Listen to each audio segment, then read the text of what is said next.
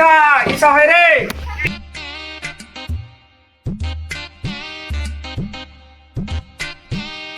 কি হলো রে ভাই? এ দেখ কুরবানি ছাগল কিনে আনু, বাম্পার ছাগল। কত লিও রে ভাই? 25,700 টাকা নিল।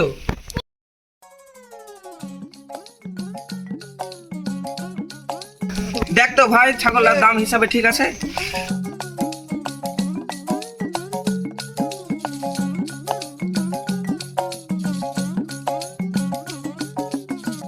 ঠিকই আছে দাম হিসাবে ছাগলটা।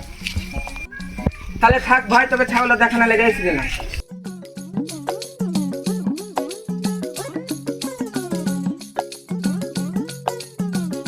কি আর বলবো, গরিব মানুষ, ওর সামনে বললেও মন খারাপ করবে। ছাগলটা নিয়ে লসই হয়েছে। ভাই রে, এবার কিন্তু পাড়াতে আমরাই টপ কুরবানি কিনবো। এবার কিন্তু পাড়াতে ভাইরাল হতেই হবে। এবার লোককে দেখাতে হবে আমরা কি জিনিস। ভাই দেখ কত বড় কুরবানি।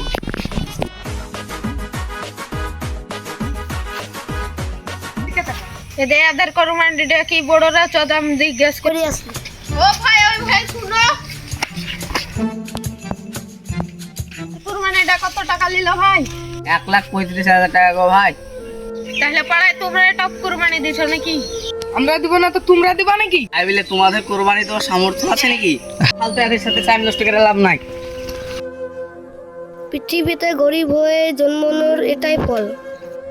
আসলে সমাজে এরকম কিছু লোক আছে ঠিকই, যারা প্রত্যেকবার কোরবানি দেয়, কিন্তু তাদের টাকার অহংকারে ভুলেই যায় যে কোনো কোরবানি নিয়ে অহংকার করতে নেই।